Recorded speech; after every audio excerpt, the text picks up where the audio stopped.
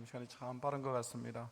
그래도 감사한 것은 이 빠른 광음 속에서도 주님이 언제나 우리와 함께 하신다라고 하는 사실입니다. 자, 우리 옆 사람과 함께 인사하겠습니다. 주님이 언제나 함께 하십니다. 한 가지 또 감사한 것은요, 우리가 2월부터 시작한 리딩 지저스 성경 읽기 구약을 어제까지 우리가 다 통독을 했습니다. 이제 신약 마태복음부터 읽게 되는데요, 여러분 신약은 구약 성경의 3분의 1밖에 되지 않습니다. 이 말은 구약이 3배가 더 많다 그 말이죠. 그래서 여러분 사실은 구약을 다 읽는 게 그렇게 쉽지는 않습니다. 또 어떤 분들은 쉽다라고 할 수도 있겠지만 막상 읽으려고 하면 이 구약부터 마지막 신약까지 우리가 다 읽는 게 그렇게 쉽지는 않습니다. 1년에 일독하기가 만만하지가 않아요. 목사님들도 여러분 1년에 일독하기 어려운 경우도 많습니다. 저도 성경을 많이 읽을 때는요 1년에 한 4독 정도 할 때가 있습니다. 그런데 또 너무 바빠가지고 일이 많고 막 이럴 때는 1년에 일독을 못하고 마칠 때도 있어요. 그럴 때는 막 뭐라 그럽니까, 죄책감 같은 게 있어요. 아이고 하나님, 저 올해 일독도 못했습니다. 그럼 어디 가서 얘기하지 마세요. 네. 우리끼리니까 얘기하는 겁니다. 목사님이 1년에 일독도 못했다고 막 그러고 하면 제가 뭐가 되겠습니까, 여러분? 위로받으라고 하는 얘기입니다, 여러분. 목사님들도 그럴 수 있다. 아무튼 다들 열심히 해주셔서 감사하고요.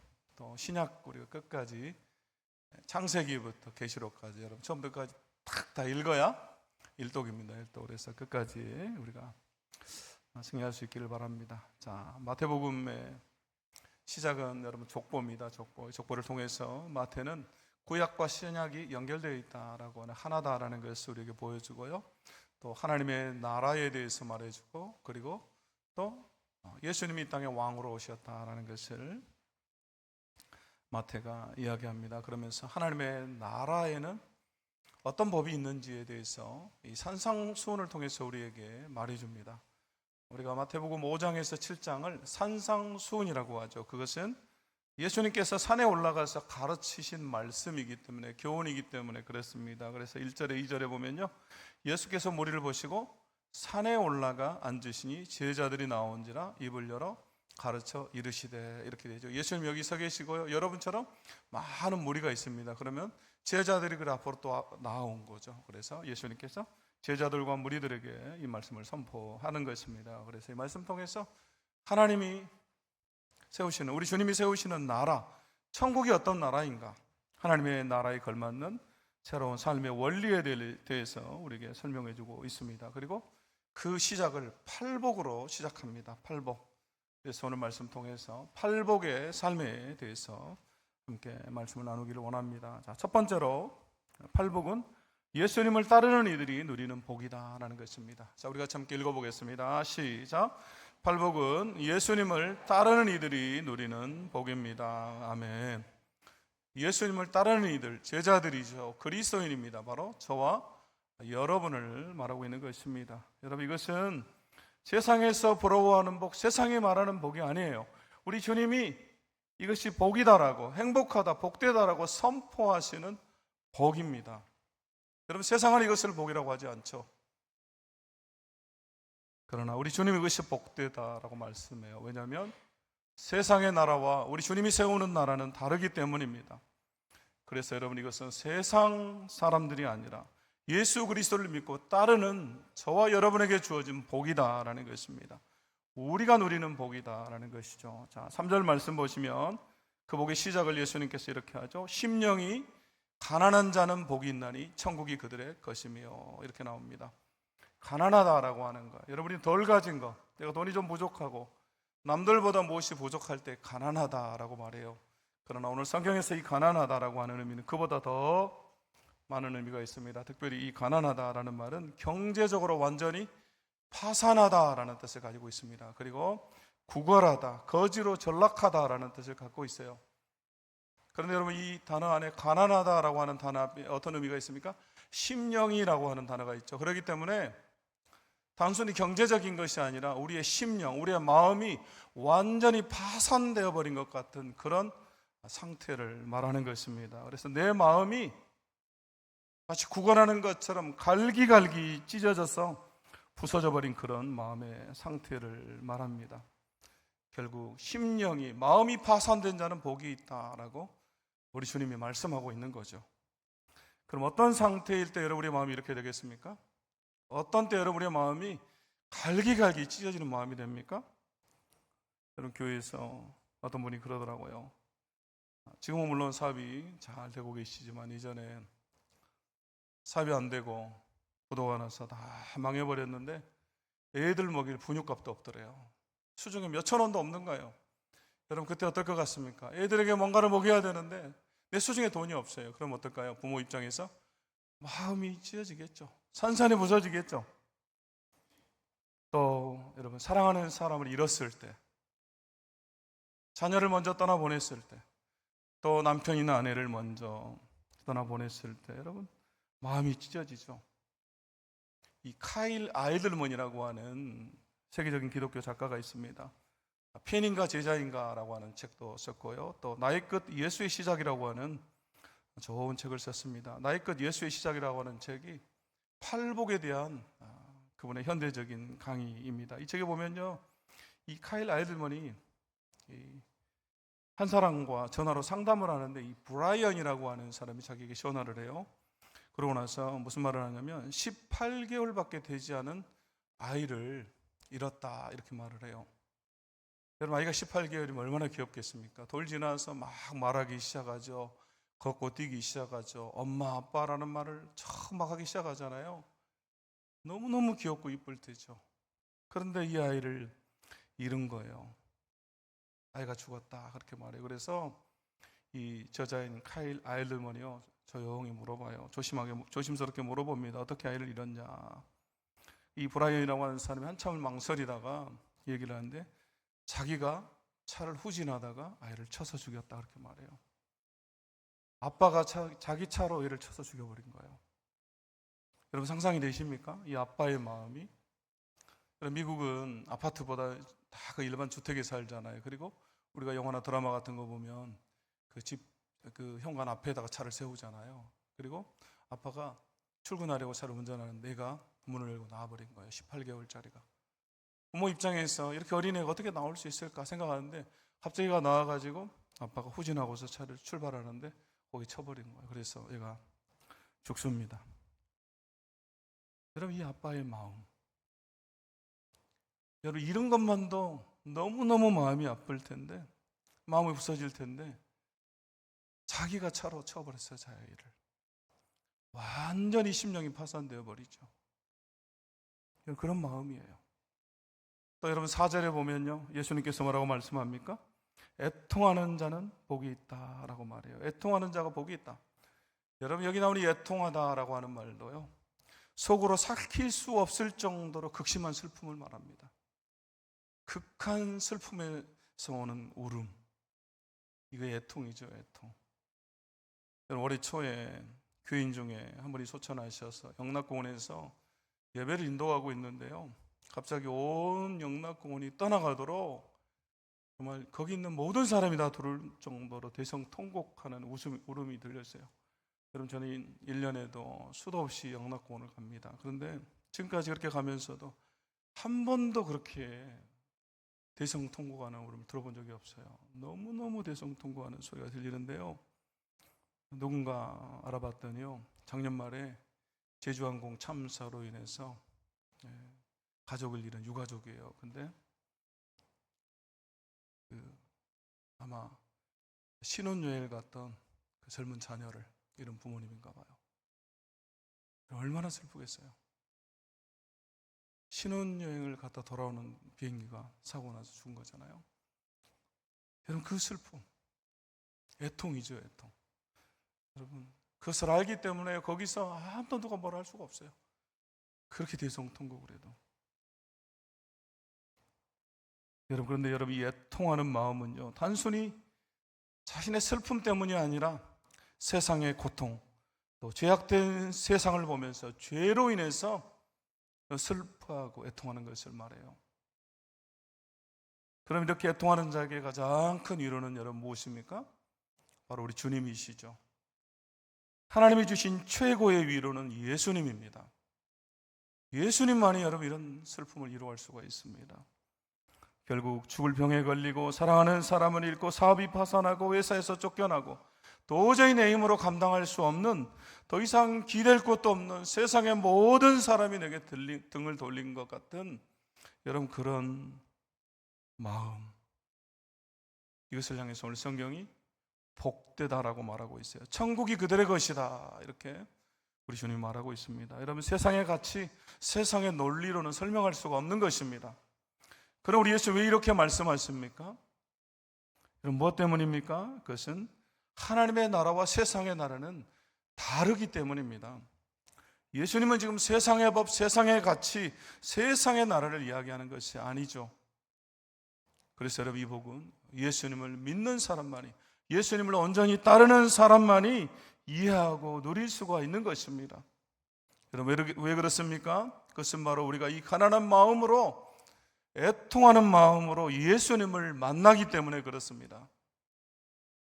내 삶의 끝에 이르렀을 때, 내 마음이 산산조각이 났을 때, 마치 부도가 난 것처럼 되었을 때 비로소 여러분, 내 삶에 예수님이 실제가 되는 것입니다. 여러분, 내 삶의 끝에서 예수님이 실제가 되는 거예요. 그래서 여러분, 조금 전에 말한 이 카일 아일들만 책에 나오는, 전화로 상담을 했던 이 브라이언이라고 하는 사람이요, 18개월 된 자기 아이를 치고 나서 그 과정을 통해서 예수님을 만나요. 그리고 예수님을 믿습니다. 진정으로 예수님을 믿게 돼요. 예수님이 실제가 된 거예요, 자기 삶에. 그리고 다 위로받아요. 결국 그 가난한 마음으로, 애통하는 마음으로 우리가 예수님을 만나기 때문에 여러분, 그게 복이 되는 거죠. 단순히 여러분, 내 마음이 찢어지고 애통하기 때문에 복이 되는 게 아니라 예수님이 실제가 되기 때문에 여러분, 복이 되는 것입니다. 그래서 그 마음 가운데 예수님의 통치가 이루어지고요, 천국이, 하나님의 나라가 내 삶 가운데 임하게 되는 것입니다.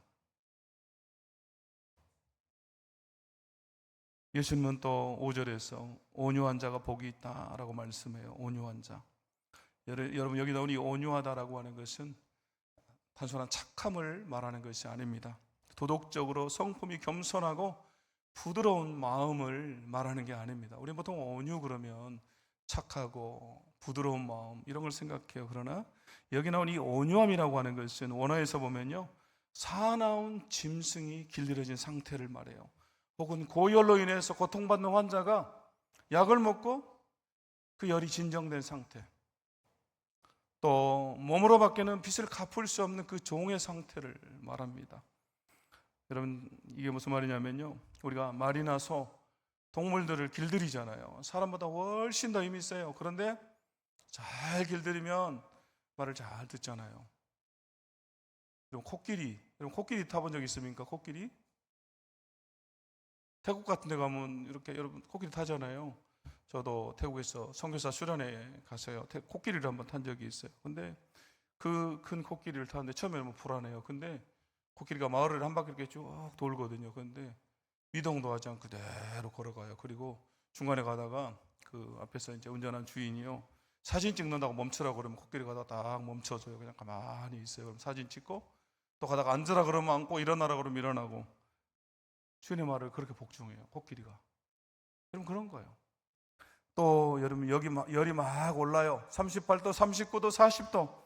그런데 여러분, 해열제를 먹으면 열이 뚝 떨어지잖아요. 여러분, 그런 상태예요. 제가 98년에 군대에 있을 때 여러분, 북한에 보이는 그 임진강에서 근무하다가, GOP에 근무하다가 제가 말라리아 모기에 물려가지고 말라리아 걸렸다는 얘기 제가 한 적이 있는데 기억이 나십니까? 이쪽 감사해요. 일부 때는 격려주는 분이 별로 없어가지고 제가 그때 죽을 뻔했다고 그랬잖아요. 여러분, 제가 그때 죽었으면 열을 못 봤습니다. 열이요, 39도, 40도, 41도 막 계속 올라가요. 근데 약을 먹으면요, 열이 뚝 떨어져 버려요. 그때가 90년대, 여러분 95년, 96년, 그때가 북한이 가장 힘들 때잖아요. 고난의 행군을 할 때. 그때 북한에서 방역이 안 되니까 모기가 임진강 통해서 이렇게 남하로 내려와요. 그래서 우리 부대 한 20% 이상이 말라리아에 걸렸어요. 밤에 근무 쓰다가 물려서.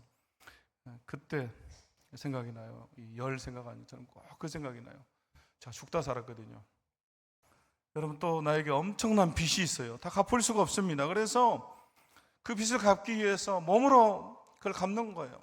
종으로 살면서 그 빚을 다 갚기까지. 그래서 어쩔 수 없이 주인의 말을 다 듣는 거예요. 몸으로밖에는 그 빚을 갚을 수가 없기 때문에. 그래서 주인이 하라고 한 대로 100%그 말을 수용하면서 살아가는 것입니다.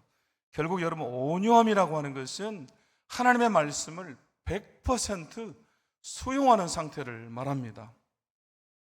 그래서 여러분 민수기 12장 3절에 보면요 이렇게 나오죠. 우리가 한번 읽어보겠습니다. 시작. 이 사람 모세는 온유함이 지면의 모든 사람보다 더하더라. 아멘. 여러분 모세는 다혈질입니다. 성격이 불같죠. 그래서 화도 잘 내고요. 심지어 우상을 섬기는 백성들을 보면서 하나님께 직접 기록해 주신 이 돌판도 던져서 깨뜨려 버려요. 그 정도로 혈기가 있습니다. 그런데 오늘 성경이 그를 향해서 뭐라고 말합니까? 세상 그 누구보다도 온유하다 그렇게 말하죠. 모세는 온유함이 지면의 모든 사람보다 더하다 이렇게 말해요. 결국 여러분 온유는 착함이 아니다 그 말이죠. 이 말은 여러분 이 민수기 12장의 흐름을 보면요 아론과 미리암이 모세에게 반항합니다. 비난하고 반역을 하죠. 그러면서 하나님께서 모세 너와만 대면하여 말하였느냐 우리와도 말했다라고 하면서 반역하는 내용이에요. 그렇기 때문에 모세 입장에는 엄청나게 화가 나겠죠. 그런데 모세가 그것을 참아요. 그걸 꽉 누르죠. 그리고 나서 7절에 가면 하나님께서 그렇게 말씀하세요. 내 종 모세와는 그렇지 아니하니 그는 내 온 집에 충성함이라 이렇게 말하죠. 3절에서 온유를 말하고 7절에서 모세는 충성된 사람이다 이렇게 연결을 시키고 있는 것을 우리가 볼 수 있습니다. 모세는 온전히 하나님의 말에 충성하는 사람이다 그 말이에요. 하나님의 말씀을 100% 수용하는 사람이다 그 말이죠. 마치 길들여진 동물들처럼 열이 오르는데 그걸 한 알에 알약으로 잡아서 누르는 것처럼 또 몸으로 밖에는 그 빚을 갚을 수 없는 종처럼 내 것을 다 내려놓고 여러분 내 안에 불이 있고 내게 힘이 있어도 다 죽이고서 100% 하나님의 말씀에 순종하는 그런 상태. 그것이 여러분 온유입니다. 온유. 여러분 교회 안에서 이런 온유가 필요하죠. 내 것을 내 성질을 다 드러낸다고 해서 여러분 하나님의 나라가 이루어지는 게 아니에요. 교회에서는 여러분 모세처럼 꾹 참고 하나님의 뜻에 복종할 때 또 하나님의 뜻이면 100% 수용하고 나아갈 때 여러분 그곳에 하나님의 나라가 임하는 것입니다. 그렇게 하나님의 뜻, 하나님의 나라를 갈망하며 목말라 하는 사람이 복이 있다 그렇게 말하죠. 6절에 보니까 의에 졸이고 목마른 자는 복이 있나니 그들이 배부를 것이며 여기 여러분 의에 졸이고 목마르다라고 하는 것은 세상적인 욕심이 아니라 하나님의 뜻과 의를 갈망하는 목마름이죠. 그래서 항상 하나님의 뜻이 먼저인 거예요. 그래서 이런 사람들은요 하나님의 뜻이 이루어질 때 하나님의 의가 이루어질 때 영적인 배부름이 있어요. 그것으로 만족하게 되는 것입니다. 이번 주에 제가 새가족 한 가정하고 또 그분과 친한 집사님 부부와 이렇게 저녁에 식사를 신방하면서 하는데요. 제 옆에 앉은 집사님이 그렇게 물어봐요. 목사님, 지금까지 선교사로 오래 수고했고 선교가 너무 힘든데 왜 나중에 또 선교를 가고 싶냐 그렇게 물어보더라고요. 제가 설교 시간에 그랬잖아요. 저 나중에 난 또 선교를 가고 싶다. 복목사님이 원하면 복목사님과 같이 가야겠다. 제가 그 말 한 적이 있어요. 근데 그 말이 기억이 났나 봐요. 그래서 그거 물어봐요. 그랬어요. 그렇게 말했어요. 한 번도 예수님에 대해서 들어보지 않은 사람이 예수님 믿고 변화되는 것, 그 사람이 변화되고 그 가정이 변화되고 그 주가 변화되는 것, 그래서 그것이 하나님의 나라가 임하는 것을 보면요 만족이 된다고 그랬어요. 영적인 만족, 영적인 배부름이죠. 그럼 그것을 알기 때문에 좀 고생스러워도 다시 그 길을 가는 거예요. 그럼 그 영혼이 변화되고 그것이 하나님의 나라가 임하고 여러분 그것을 보는 것만으로 여러분 배부르잖아요. 이게 오늘 예수님께서 말씀하시는 영적인 배부름이에요. 우리 목자들도 마찬가지죠. 내 목원들이 변화되는 것, 내가 키우고 있는 이 목원들이 내 목장에서 목원들이 변화되는 것. 오늘 새가족 수료하신 분들이 있지만 여러분 전도하신 분들, 이 수료하는 분들 볼 때 얼마나 기쁩니까? 이 과정들을 다 마치고서 수료하고 그에 정착하는 것을 보면요, 막 만족되잖아요. 이게 여러분 제자의 삶이에요. 그래서 팔복은 예수님의 제자가 되는, 예수님을 믿는 조건이 아니라 예수님을 따르는 이들, 예수님을 진정으로 믿는 자들이 누리는 복이다라는 것입니다. 저와 여러분이 누리는 복이에요. 그러므로 예수를 믿고 따르는 우리가 이 복을 진정으로 누릴 수 있기를 원합니다. 자, 두 번째 우리가 함께 읽겠습니다. 시작. 팔복은 관계를 통해 우리에게 주어지는 복입니다. 아멘. 여러분, 처음에 나온 이 네 가지, 심령이 가난하고 애통하고 온유하고 의에 줄이고, 여러분, 이것은 하나님과의 관계를 통해서 주어지는 복입니다. 예수님께서 선포하신 회개하라 천국이 가까이 왔느니라 라고 하는 이 말씀을 그대로 믿고 하나님의 나라가 내 안에 임할 때 하나님과의 관계를 통해서 내 안에서 이루어지는 마음의 변화입니다. 마음의 변화. 우리 주님은 줄곧 이 말씀 통해서 심령에, 우리 마음에 관심이 있으시죠. 마음을 강조하십니다. 그리고 나서 이어지는 네 가지, 긍휼과 마음이 청결한 것, 화평하게 하는 것, 그리고 고난과 박해는 사람과의 관계에서, 또 세상과의 관계에서 우리가 누릴 수 있는 복이죠. 외적으로 나타나는 것들입니다. 그래서 여러분 7절 말씀해 보시면 긍휼히 여기는 자는 복이 있나니 그들이 긍휼히 여김을 받을 것이며 라고 말하죠. 여러분, 여기 긍휼히 여긴다라고 하는 것은 타인의 처지를 자기의 처지처럼 여기고 도와주는 거예요. 또 다른 사람의 고통을 함께 느끼고 실제적으로 그 사랑을 나누는 거죠. 그래서 자비의 마음이라고 할 수가 있겠습니다. 그런데 여러분, 특별히 이 긍휼이라고 할 때 우리가 생각해 봐야 될 말은요, 구약에서 말하는 이 긍휼이라고 하는 단어입니다. 이 의미를 우리가 좀 생각해 볼 필요가 있는데요, 여러분, 히브리어로 긍휼이라고 하는 단어는 어머니의 태, 자궁을 의미하는 단어입니다. 성경에서 어머니의 태, 자궁을 의미할 때 쓰는 단어와 이 긍휼이라고 하는 단어가 같아요. 왜 성경에서 이 단어를 쓰고 있는가? 이것은 어머니의 태에 들어있는 아이들은요, 어머니를 통해서 영양분을 공급받죠. 그리고 그곳에서 평안하게 또 안전하게 거하죠. 어머니의 사랑을 온전히 느끼면서 이 뱃속에서, 어머니의 태에서 그렇게 편안하게 있어요. 여러분도 물론 다 잊어버렸겠지만 여러분도 어머니 뱃속에 있었을 때 그때 가장 편했을 거예요. 여러분, 어머니 뱃속에 있을 때 기억이 납니까? 기억이 안 나요? 네. 한두 분은 이렇게 어머니 뱃속인 것처럼 이렇게 편하게 주무시는 분이 계시는데 괜찮아요, 여러분. 네. 얼마나 편하면 그러겠어요. 여러분, 이 말은 무슨 말입니까? 하나님 우리에게 베푸시는 긍휼이 마치 우리가 어머니 뱃속에 있는 것처럼 그런 편안함. 하나님 우리를 그렇게 보호하시고 사랑한다라는 것이죠. 긍휼은 마치 어머니의 사랑과 같아요. 어머니 뱃속에서 우리를 보호하는 것과 같다, 그 말이죠. 어머니들은 여러분 자기 자녀, 못난 자녀도 다 사랑하잖아요. 그렇죠? 자기 목숨처럼 사랑해요. 광주 사는 우리 셋째 형수님이 이제 거의 60 가까이 됐습니다만, 저희 셋째 형수님이 3월 말에 어머님 소천하시고 나서 그런 말을 해요. 자기가 시집 와서 거의 40년이 다 돼가는데 우리 형님은 형수님 20대 초반에 결혼했어요. 그래서 이제 40년 가까이 됐습니다. 근데 저희가 40년 가까이 시집살이 하면서 저희 어머님이 한 번도 자식들에게 안 좋은 소리 하거나 흉보거나 한 걸 들어본 적이 없다는 거예요. 저희 어머님이 자식들을 한 번도 그렇게 대하지 않았다, 그 말씀 하시는데요, 저는 한 번도 그런 생각을 해본 적이 없어요. 근데 형수님이 하는 말을 듣고 이렇게 조금 곰곰이 생각해 보니까 정말 어머님이 그러셨어요. 자식들을 한 번도 흉보거나 안 좋은 소리를 한 적이 없어요. 물론 저희 어머님이 같이 사시는 남편 흉은 아주 자주 봤습니다. 욕도 하시고, 저희 어머님이 힘드니까 넌 아버지처럼 되지 말아라, 여자 말을 잘 들어라 막 그랬어요. 네가 아버지가 내 말을 안 들어서 우리 집이 이렇게 고생하고 산다, 맨날 그러셨어요, 저희 어머님이. 근데 저희 자녀들에게는 안 좋은 소리를 안 했어요.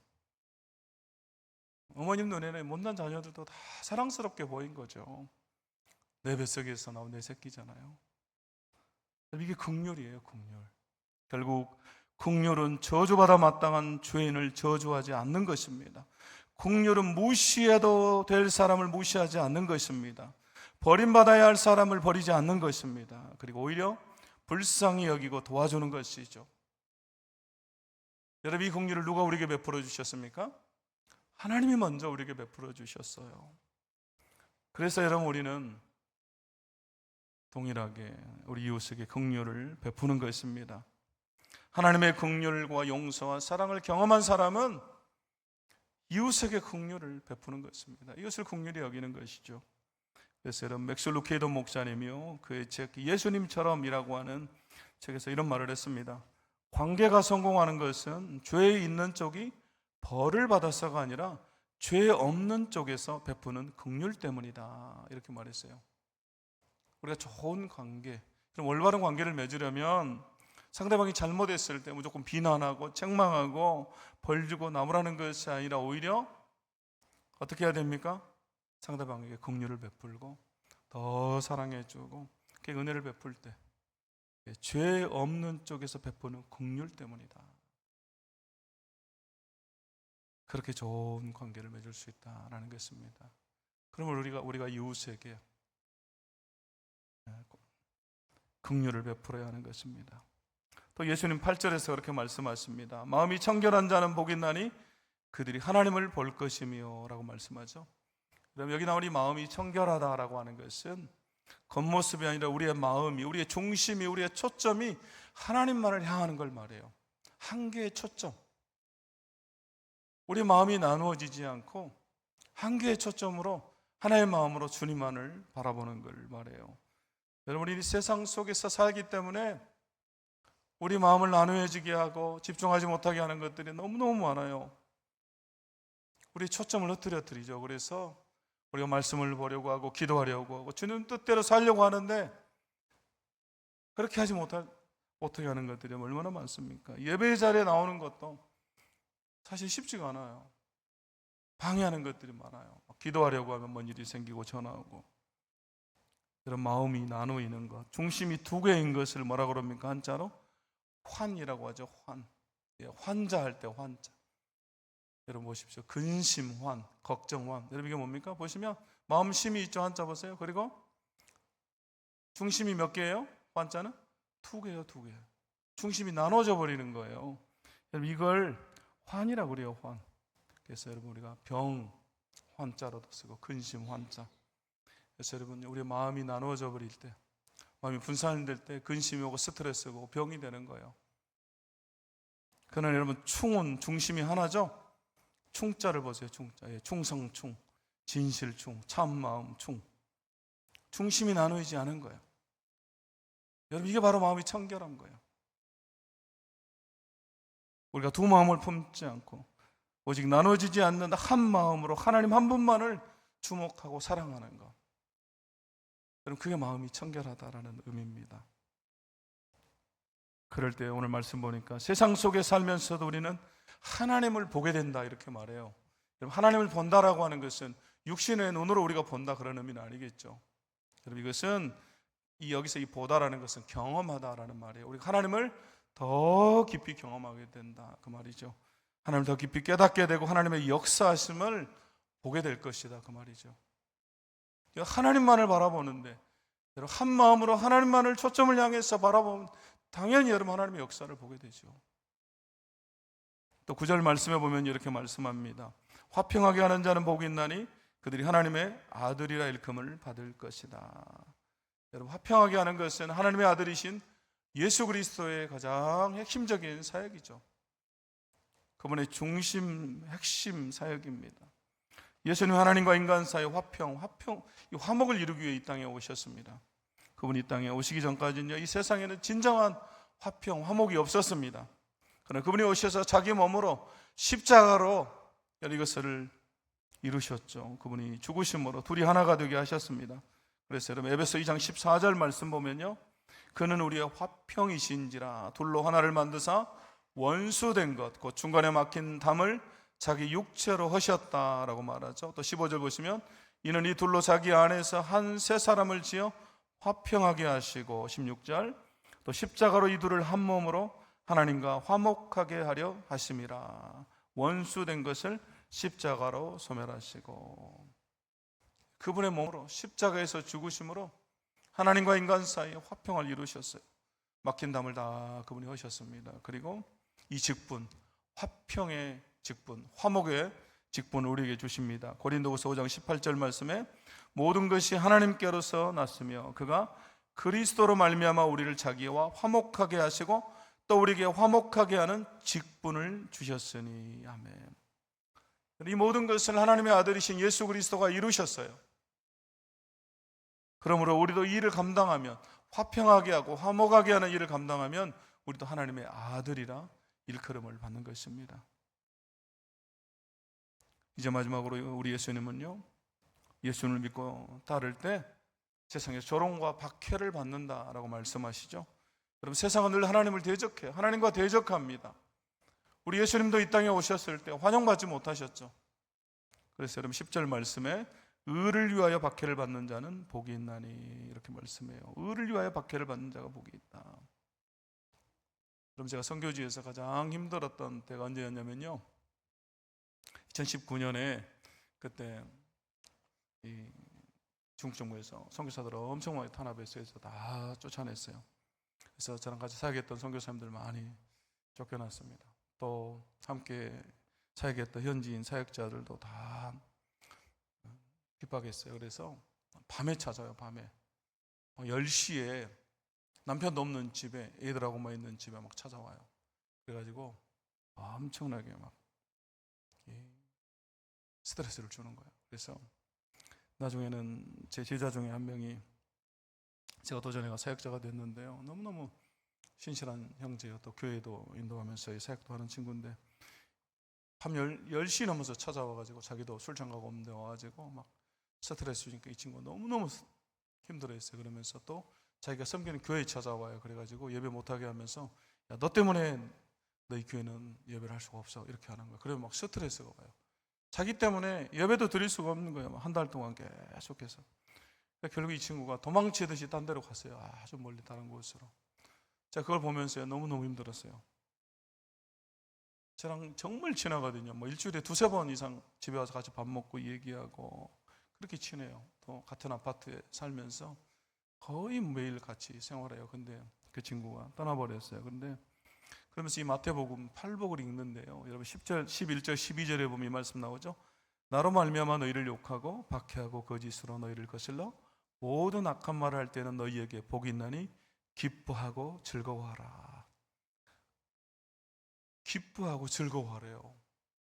제 이 말씀을 읽는데요, 그 다음을 읽을 수가 없는 거예요. 나는 마음이 너무너무 힘들고 어려운데 하나님은 기뻐하고 즐거워하라잖아요. 그래서 더 이상 성경을 읽을 수가 없었어요, 여기서. 그래서 제가 성경을 덮었어요. 하나님, 제가 도저히 읽을 수가 없을 것 같습니다. 그리고 한참 후에 다시 성경을 펴서 읽는데 그 다음 말씀부터 읽는데 뭐라고 말씀하십니까? 하늘에서 너희의 상이 큼이라, 이렇게 말씀해요. 그때 깨달았어요. 왜 하나님께서 이런 고난을 주시고 어려움을 주셨는가? 하나님께 그들에게 상 주시기 위함이었다는 걸 알았어요. 하나님이 상 주시기 때문에 기뻐하고 즐거워할 수가 있는 거예요. 단순히 고난과 박해 때문에 즐거운 것이 아니라, 여러분, 고난은 다 어려운 것입니다. 슬픈 것이죠. 그러나 하늘에서 상급이 있기 때문에 여러분 기뻐하고 즐거워할 수가 있는 거예요. 제가 이 말씀을 깨달았어요. 그러면서 다시 기뻐하게 됐어요. 그리고 다시 연락하면서 기뻐하라고 얘기했어요. 여러분, 팔복은 관계를 통해서 우리에게 주어지는 복입니다. 그래서 우리는 하나님과의 관계를 통해서 내 안에 오직 하나님으로, 예수 그리스도로, 성령님으로 채우고, 그리고 나서 세상 사람들, 세상을 향해서 여러분과 올바른 관계를 맺는 것입니다. 그래서 여러분, 이 팔복은요, 보십시오. 하나님과의 관계, 그리고 또 이웃과의 관계잖아요. 그러면 이것은 하나님 사랑, 이웃 사랑이에요. 여러분, 이 팔복을 또 쭉 줄여보면요, 결국 하나님 사랑, 이웃 사랑이 되는 거예요. 이 팔복 안에 이게 다 녹아있죠. 자, 세 번째로 팔복은 예수님과 같은 사람이 되어가는 복이다라는 것입니다. 여러분, 예수님을 믿고 따르는 우리는 이 팔복을 통해서 예수님과 같은 존재가 되어가는 것입니다. 다시 말하면 예수님을 닮아간다라는 것이죠. 왜냐하면 우리 예수님이 이 팔복의 삶을 사셨어요. 우리 예수님의 삶의 모습이 팔복의 모습이에요. 그래서 여러분 우리가 이제 한 달 동안 사복음서를 읽는데요. 사복음서 안에서 우리 예수님의 모습을 발견하고 그리고 팔복의 모습을 발견하게 될 것입니다. 여러분 우리 예수님 이 땅에 사시는 동안에 심령이 가난한 삶을 사셨어요. 애통하는 삶을 사셨고 온유한 삶을 사셨어요. 그분에게 힘이 있고 능력이 있으셨지만 그분은 그걸 다 참으시고 100% 하나님 말씀에 복종하셨어요. 그리고 의에 줄이고 목이 마른 삶을 사셨고요. 또 이 세상을 긍휼히 여기시고 청결한 마음으로 자기 몸으로 십자가에서 화평을 이루시고 의를 위해 박해를 받으셨습니다. 그리고 우리에게도 이 삶을 살아라, 너희도 나를 본받는 자가 되어라라고 말씀하세요. 우리 예수님은 우리에게 나를 따르라고 말씀하세요. 우리 주님은 교훈을 따르라고 말씀하는 게 아니에요. 여러분 세상의 종교는요 다 그 사람의 교훈을 따라요. 그러나 우리 예수님 우리에게 나를 따르라고 말씀하세요. 이게 달라요.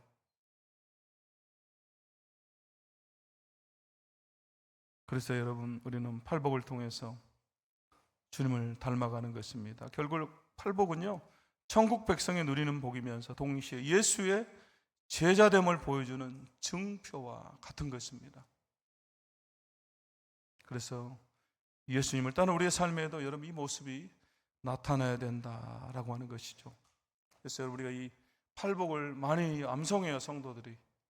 저도 암송합니다. 그렇지만 여러분 이것은 단지 암송하는 것으로 끝나는 것이 아니라 우리가 한 절이라도 닮아야 된다라는 것입니다.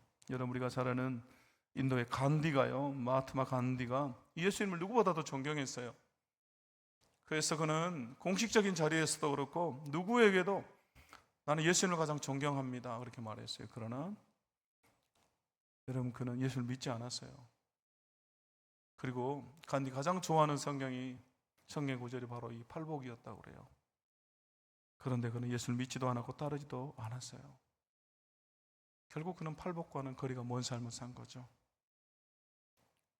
여러분 예수님이 우리에게 원하시는 삶은 팔복의 삶이고 팔복의 길이에요. 세상과는 다른 길이고 그리고 대가를 지불하는 여러분 좁은 길입니다.